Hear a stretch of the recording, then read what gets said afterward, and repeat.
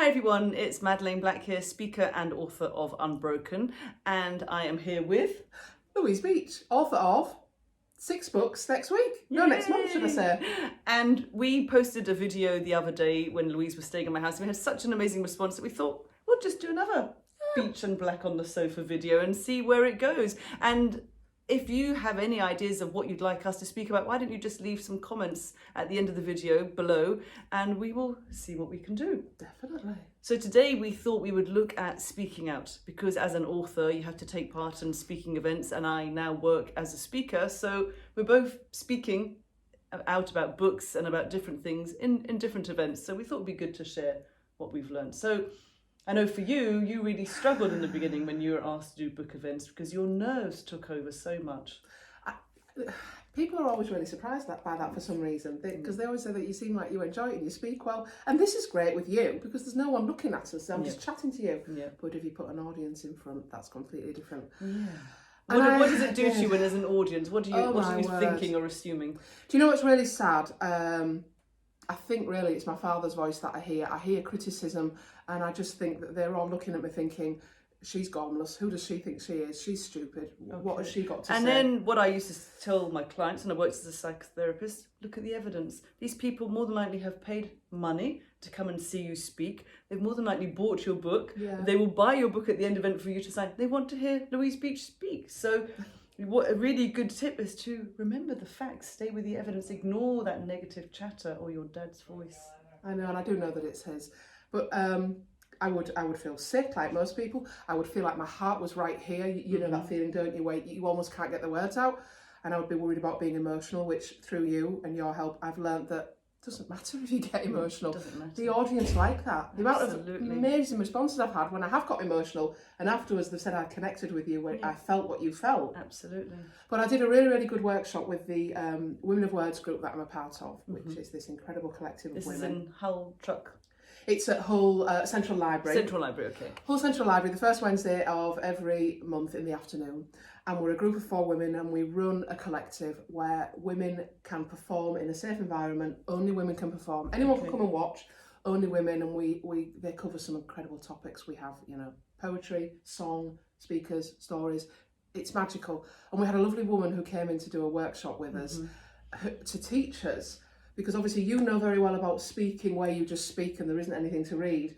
But for someone like me, who obviously it's books where you read, that's an entirely different thing. Yeah. So often at book events you're asked to do a reading, and normally you see the book like this and the author's reading. And a lot of people like that because we're nervous, so we hide. So that was one of the first things she literally said was, look down. Yes. We're not hiding. Show your face. Yeah. And the other thing she said, and I'm going to try and do how she described it. So do an example of how you did it and then what you learned. Okay, so this is, actually I wasn't this bad how I'm going to do it. I'm going to do it very bad. I was not, I might have, was I? Right, okay, so this is how you shouldn't do it, or we used to do it. There was someone else, like a cold spider, the memory stayed in my head and spun an icy web about my brain. Someone else crawled in, it was him, it was the bushy-haired man I remembered. You didn't get anything. So that was like a relief for her to get it over and done with. Just read it as quickly as possible and hide from your audience. Yeah, so we shouldn't do that. Show us how she taught you how to do it. Now she said, first of all, book right down. We don't need the book anywhere. It's not a barrier. It's the opposite of a barrier. And she said, just compose yourself, which you'll probably do, and breathe a bit. And then she said, look down at the line. Doesn't matter how long it takes. The audience will wait. And then look. Someone else crawled in. It was him.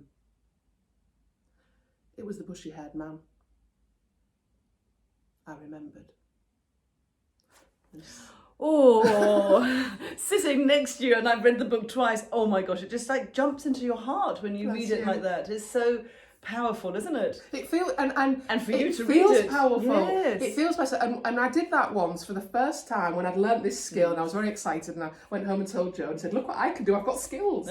And I did that reading at a lovely event in Liverpool. And there's an incredible blogger. She may want to listen to this. Joanne Robertson. She's a huge supporter. We'll tag her in and make sure she does. I love her to bits. And I looked up at the end of the reading, and she was crying her eyes out. And I thought, I did that because I read a passage from a book. But you read that, you know why you did it, because you connected into your story. Yeah. And when we connect in, you're grounded, then you're allowing your audience to connect as well. You're giving them permission. And if you can get emotional with it, then that's okay for them too as well. But if you're guarded and you remain closed off, well, they're not going to do anything with it. They'll be nervous for you, won't they? And we never know where it ripples out, what it touches in somebody, where it resonates with someone.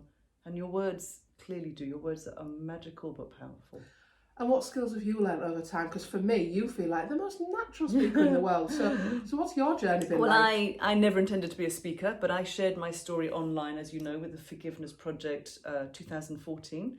So it's a few years ago now, 6 years this year. And yeah, I was invited to speak and I sat down. I used to sit down when I first started to speak, and I realised that I could share my story. For me, it's different because it's always my story. So I know my story, but there's ways of delivering it. And this summer, or last summer, we're now 2020, I did a TEDx, which was my biggest audience. There were 2,000 people at Glasgow TEDx, which I've since discovered is the 5th most popular one in Europe, which I never knew. But I had an amazing coach, Claire English, who worked with BBC for years, and I would speak with her every week for 10 weeks.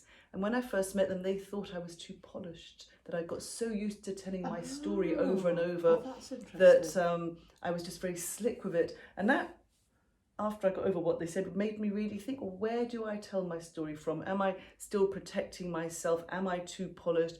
And I really learnt to slow it down, have pauses when you make a dramatic statement, give time for the audience to connect, and really learn to ground yourself the moment you step out. So when I stepped out onto that red dot, yes, I was so scared because I'd never spoken to 2,000 people.